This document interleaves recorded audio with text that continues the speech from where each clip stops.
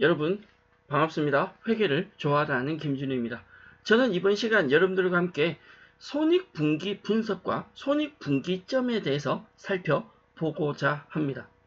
손익분기 분석이나 손익분기점은 내용이 조금 많고요. 어려울 수 있는데 이번 시간 저희가 살펴볼 내용은 그 많은 내용에 들어가기 전, 어려운 내용에 들어가기 전 손익분기 분석이나 손익분기점에 대해서 반드시 필수로 알고 계셔야 되는 내용에 대해서만 살펴볼 테니 조금 가볍게 접근해 주셔도 될 것 같습니다.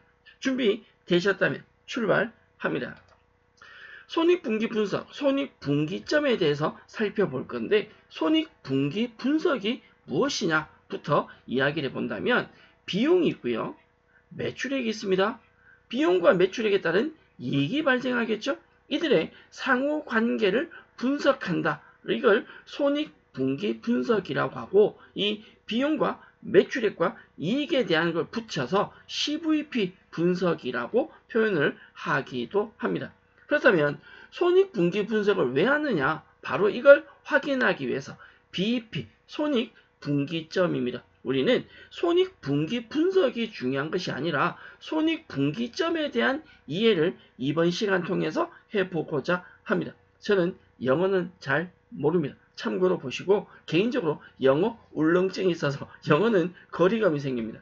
일정 기간 동안 발생한 기업에서 발생한 매출액과 영업비용이 동일해서 영업이익이 0이 되는 시점, 즉 매출액과 이 매출액을 일으키기 위해서 들어간 비용이 있을 것이고 이 매출액과 비용이 수익과 비용이 정확하게 똔똔하는 시점, 제로가 되는 시점을 우리는 손익분기점이다 라고 이야기를 합니다.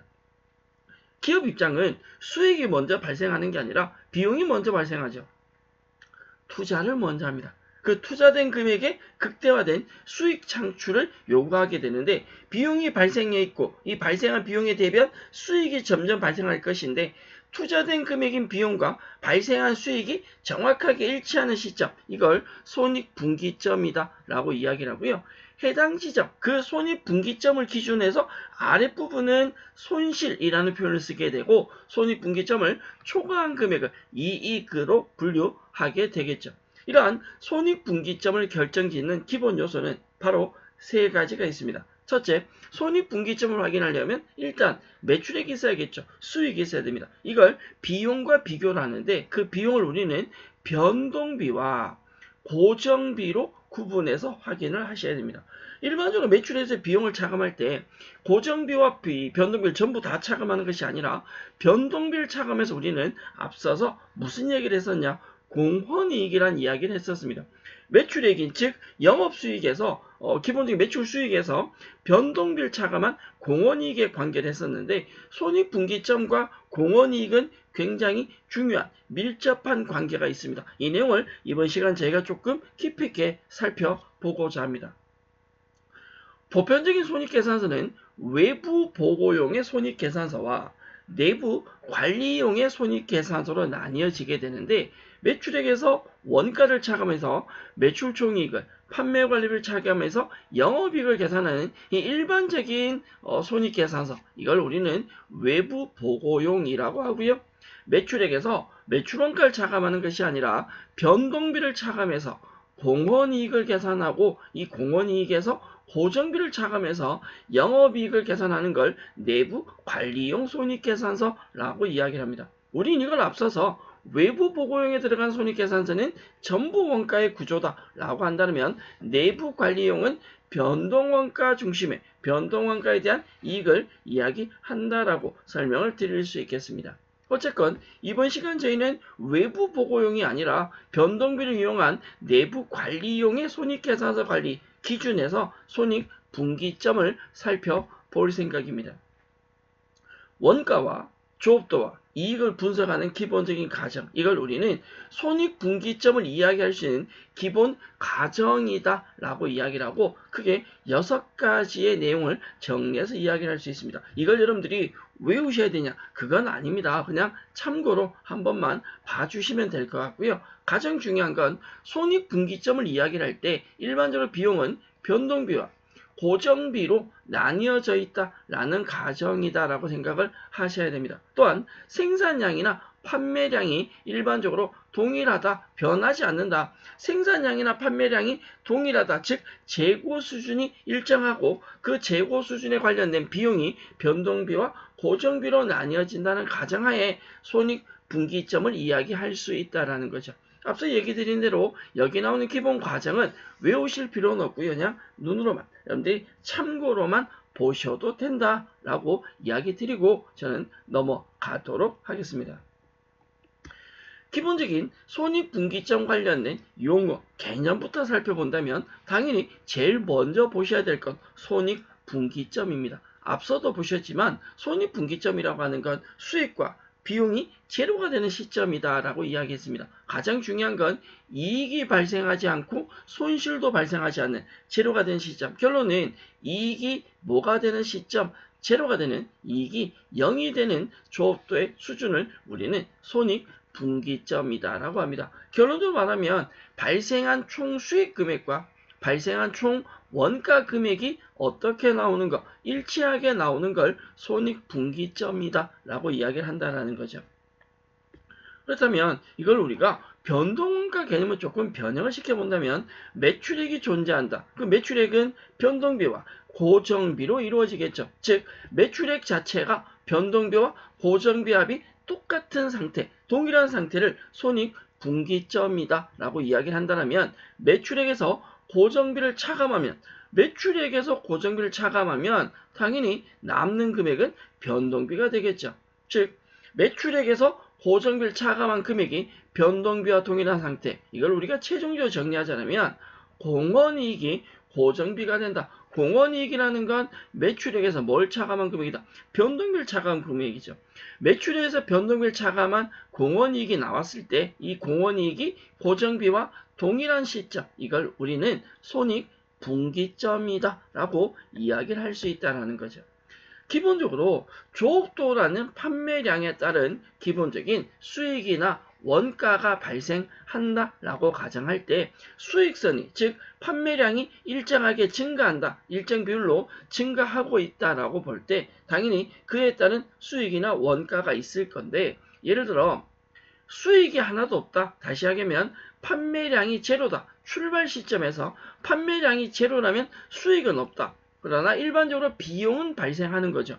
원가는 판매와 무관하게 발생할 수 있습니다. 뭐가 있기 때문에? 고정비가 존재하기 때문에 수익이 없어도 원가는 발생할 수 있다. 즉 일반적으로 원가가 일정한 수준에서 발생한다. 이 금액선이 존재한다라고 하고 수익은 점차 증가하게 되는데, 원가선을 수익선이 따라잡지 못하는, 수익 금액이 일정한 원가 금액을 따라잡지 못하는 이 시점을 우리는 손실이 발생한다라고 이야기를 하고요. 수익선이 원가선을 초과해서, 수익 금액이 원가 금액을 초과해서 발생하는 시점을 우리는 이익이다라고 표현을 쓰겠죠. 그렇다면 이 손실과 이익이 크로스되는 시점, 다시 하면 수익선과 원가선이 만나는 이 시점이 있습니다. 이걸 우리가 바로 손익분기점이다 라고 이야기를 한다는 거죠.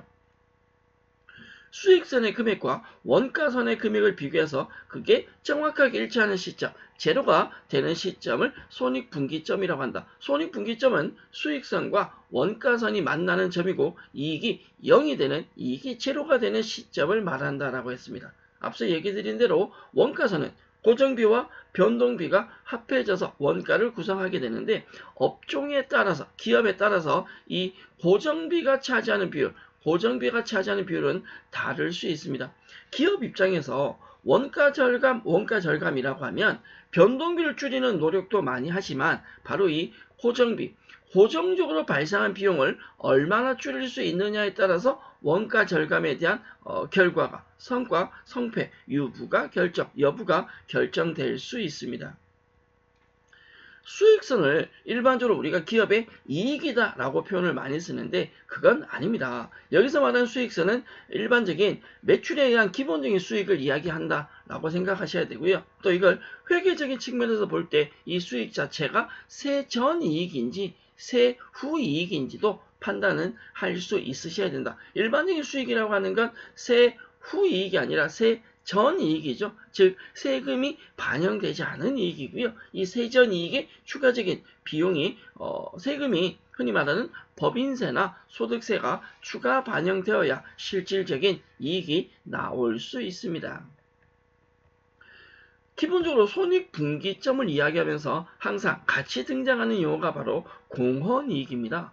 기본적으로 우리가 비용을 고정비와 변동비로 나뉘어진다 라고 이야기를 할 때 공헌이익이라고 하는 건 매출액에서 고정비 빼고 뭐만 차감한 것이다. 변동비만 차감한 것이죠. 매출액에서 변동비를 차감한 걸 공헌이익이라고 하고, 이 공헌이익은 고정비를 회수하고 이익을 창출하는데 얼마나 공헌되는가, 이런 표현으로 공헌이익을 쓰게 되는데, 손익계산 기본 구조를 본다면 변동비 관점에서 매출액에서 변동비를 차감하면 나오는 게 바로 공헌이익이죠. 이 공헌이익을 고정비를 차감하게 되면 영업이익이 되는데, 차이점이 변동비는 생산량에 비례해서 변하는 금액이다 라고 한다면, 고정비는 생산량과 무관하게 고정적으로 발생하는 비용이다 라고 이야기를 하는 거죠. 앞서 얘기 드린 대로 공헌이익은 매출액에서 뭘 차감한 금액이다. 변동비를 차감한 금액을 공헌이익이다 라고 했고요. 이 공헌이익과 고정비를 비교해서 금액이 제로가 되는 시점을 영업이익이다 라고 이야기를 했습니다.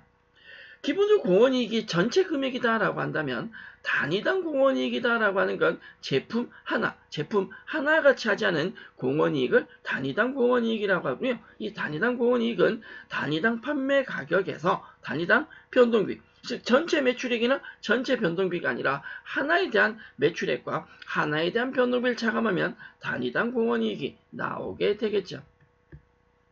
매출액을 기준해서 매출액은 변동비와 무엇으로 고정비로 이루어진다 라고 했는데, 매출액을 기준해서 변동비를 차감하고 고정비를 차감했는데도 남는 영역이 있다. 그 영역이 바로 뭐가 되냐? 이익이 됩니다.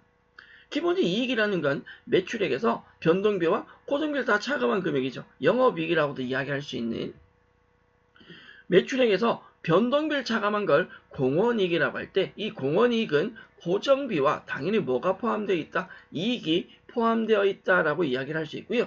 공헌이익의 금액과 고정비의 금액을 비교했을 때 일반적으로 고정적으로 발생하는 고정비보다 매출액에서 변동비를 차감한 공헌이익이 더 크다라고 한다면 우리는 이익이 발생한다 라고 이야기를 할 수 있고요. 반대로 공헌이익보다 고정비가 더 크다. 즉 고정비는 매출액과 상관없이 고정적으로 발생한 금액이 있고, 매출액에서 변동비를 차감하면 이 공헌이익이 변동비를 초과하게 되면 이익이 되지만, 반대로 금액이 부족하다, 공헌이익이 작다라고 한다면 손실이 되겠죠.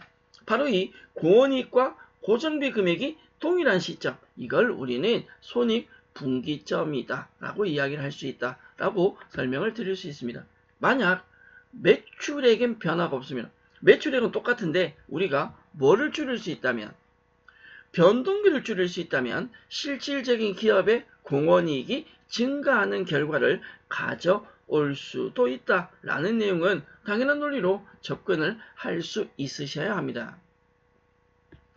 일반적인 기업의 원가 구조는 크게 두 가지 형태를 띠고 있습니다. 이익은 어차피 전체 비용에서, 즉 매출액에서 전체 비용을 차감해서 이익을 계산한다라고 한다면, 비용이 발생했을 때 이 고정비가 차지하는 비율이 어느 정도냐에 따라서 기업의 특성을 분류를 할 수 있는데, 일반적으로 노동집약적인 기업들은 고정비보다는 변동비가 많이 차지합니다. 변동비의 비율이 높습니다. 인건비 때문에. 그럼 상대적으로 노동집약적 기업이 아니라 자본집약적 기업들은 변동비보다는 고정비의 비중이 굉장히 높다라고 이야기 드릴 수 있습니다. 이건 기업 자체, 즉 기업의 특성적인 차이이기 때문에 이게 맞다, 저게 맞다라고 이야기할 수 있는 건 아니고요. 기업의 특성이 사람 중심으로 가냐, 아니면 기계, 자동화 공정으로 간다라고 하는 두 가지 특성으로 노동집약적 기업들은 고정비에 비해서 변동비가 많이 발생하고, 자동화 공정 위주의 자본집약적 기업들은 변동비보다는 고정비가 많이 발생한다라고 이해를 해주시면 될 것 같고요. 이 손익분기점 분석이 왜 중요하냐라고 묻는다면 지금 설명을 드리는 부분인데, 우리가 기업은 경기의 흐름을 탄다라고 합니다. 경기가 호황일 수도 있고 경기는 불황일 수도 있죠. 만약에 경기가 호황이다. 경기가 호황이다. 우리가 뭐 자본 흐름이 굉장히 활발하게 이루어진다라고 한다면 경기가 호황일 때는 당연히 대부분 업종에 대한 매출액이 상승하게 될 겁니다.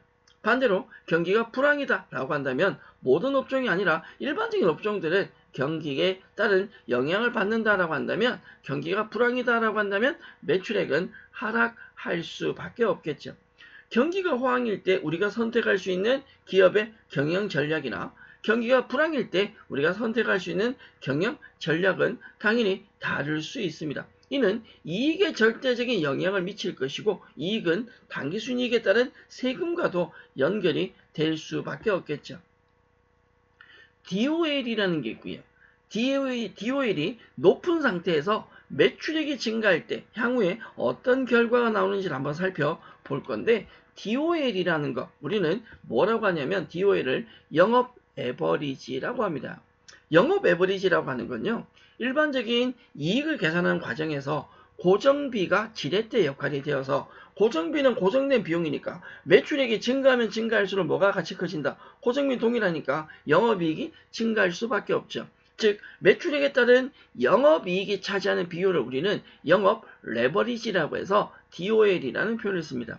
자, 우리 회사가 DOL이 높아. 즉 고정비가 있는 상태에서 영업이익이 높아지면 아니 매출액이 높아지면 자동적으로 영업이익이 증가하는 이 비율이 높은 회사다. 영업이익률이 높다라는 거죠. 일테면 그러면 그런 회사들은 경기가 호황이어서 영업 레버리지가 높다. 매출액에 따른 영업이익률이 높은 회사라면 매출액이 증가하면 당연히 영업이익도 큰 폭으로 상승할 겁니다. 세금이 많이 나올 겁니다. 이런 경우는 설비 투자를 늘려서 고정비를 증가시키는 게 여유가 좀 있을 때 설비 투자고 해서 고정비 증가시키는 것이 유리할 수 있다. 그럼 반대로 경기가 불황이다. 영업 레버리지인 DOL이 높은 상태에서 경기가 불황이면 매출이 감소할 거니까 매출이 감소되면 영업이익도 자동적으로 어떻게 감소하겠죠. 이런 경우는 고정비를 줄이고 변동비를 늘리는 것이 기본적인 경영 전략에서 선택할 수 있는 유리한 방법이 될 수 있다라고 설명을 드릴 수 있습니다.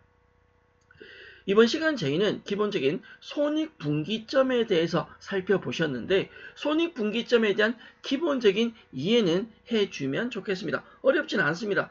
시작할 때 얘기 드린 대로 원래 손익분기점 관련된 내용은 굉장히 좀 많고 어려운 설명까지 드려야 하지만 제가 이번 시간 설명드린 건 손익분기점 관련해서 가장 기본적인 내용까지만 여기까지는 최소한 알고 있어야 되지 않나 라는 기준 범위 내에서 설명을 드렸고요.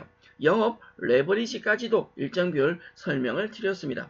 더 중요한 건 손익분기점에 대한 이해만 하지 마시고 공원이익까지 연결시켜서 공원이익에 대한 기본이익 구조가 손익계산서에 대한 기본적인 손익분기점과 어떻게 연결되는지까지 살펴봐 주시면 좋겠습니다.